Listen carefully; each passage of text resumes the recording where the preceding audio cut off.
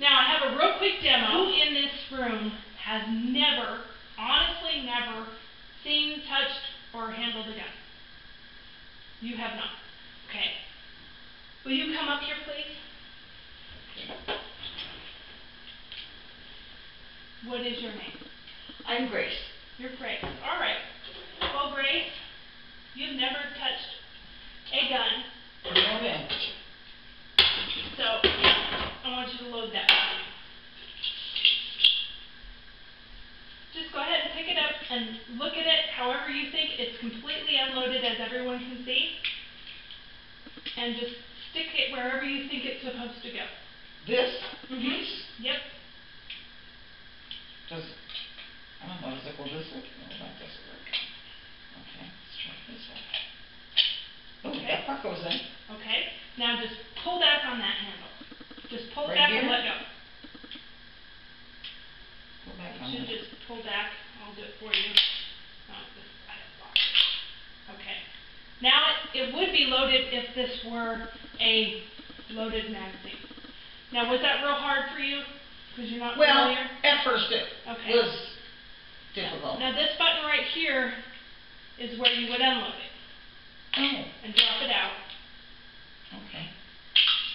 So they literally spring loaded and you can reload them. Now I have 3 of them here for you. And I'm going to show you real quickly how quickly you can reload.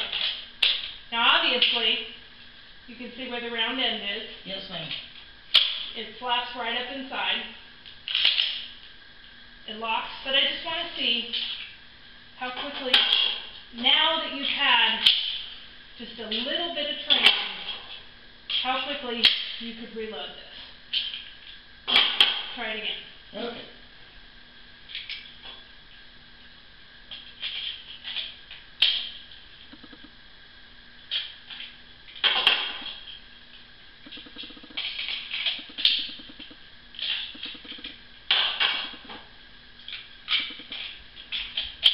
Now I have to say, you've had all of 30 seconds learning how to do that. Yes, ma'am.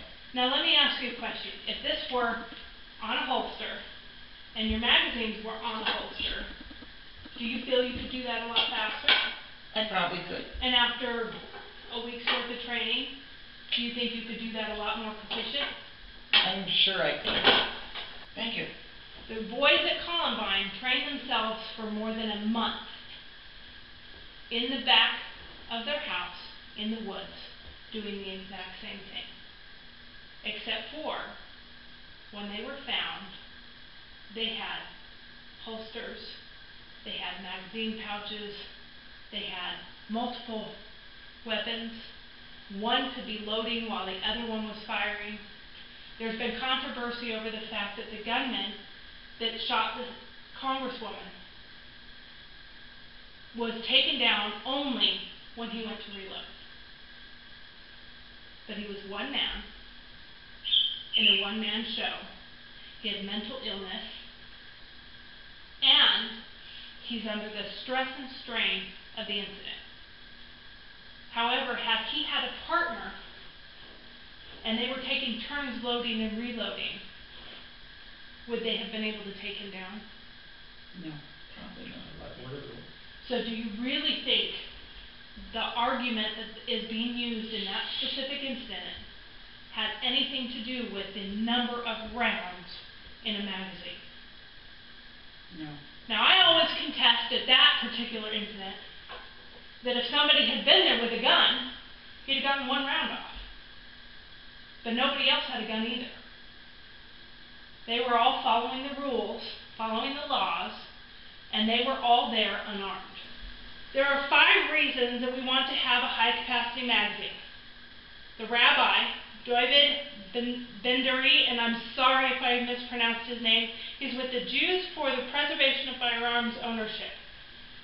Number 1 reason why we would want to maintain high-capacity magazines. I've touched on every one of them, and we will go through them one more time. Multiple assailants.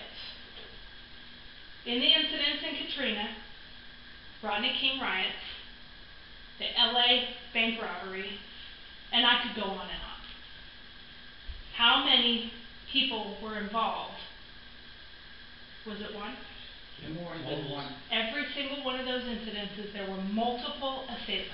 Second of all, private citizens. Now, you touched on this earlier, and we're going to touch on it again. Private citizens oftentimes face a threat prior to the law enforcement arriving. Is that true or is that false? It's true.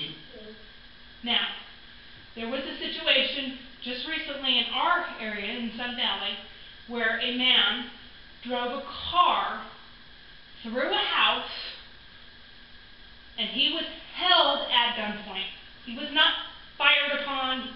He did not get bullet holes all through him, but he was held at gunpoint until law enforcement were able to arrive. In another case, I believe it was in Georgia, if I'm not mistaken, the woman whose house was taken over by a gunman, she was alone with her child.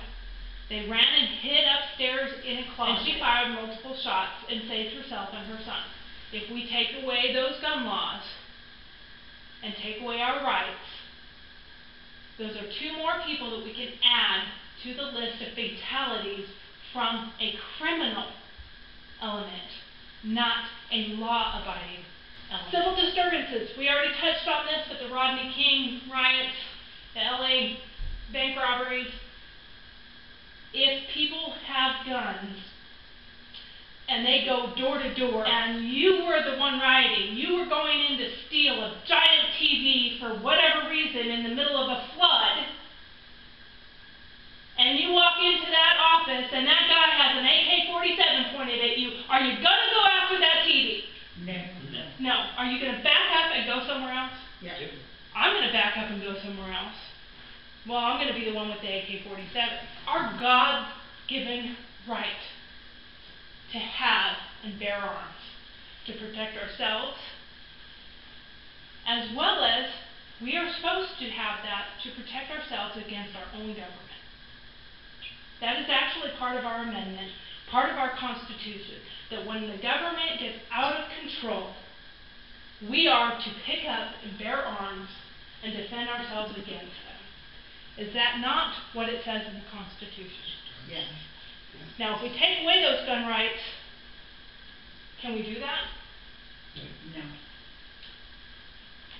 And the reality is, the fifth reason is, no gun ban, no ban against the number of rounds in a magazine is going to stop the criminal element. It's not going to stop them. They're still going to go after it. The last thing that I have to say about this is, could banning guns or ammo clips cause law-abiding citizens to become criminals? Yes. Those that believe in their Second Amendment more than an illegal law are going to go against the law, and they're going to arm themselves. How are they going to enforce a law such as this? Door to door? That worked well in Germany. I know I've heard it millions of times. Most of us have heard it. They'll take my gun out of my cold dead hand. Now let me ask you, if it came to that in the day of media, internet, cell phones, cell phone video, YouTube, I could go on and on. Would we know before they ever got here that they're coming for our guns? Yes. Would we band together? Yes. Would we, at that time, and would the government at that time be somewhat forcing our criminal element and our law-abiding element to band together against the government? Food for thought. Thank you. Have a good night. Thank you.